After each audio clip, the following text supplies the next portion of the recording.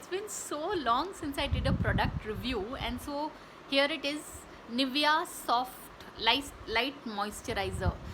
Seriously, people, I mean, like in this whole moisturizer market, also, you'll find a whole spectrum of different types of moisturizers. Like there's this Aveeno, which is a international sort of thing, but the thing about Nivea is it's like it's a you'll get quality product at a very reasonable price, like so I mean, this is like within 40 bucks you get something that is almost how many grams is this, okay, yeah, it's just 25 grams, so that's not much, but seriously, it serves the purpose. And I think among moisturizers I also recommend Lotus Herbal, but yeah, that's for another day. But Nivea Soft, you have this other thing that is around, which is blue color dabba, but I found this also to be quite nice.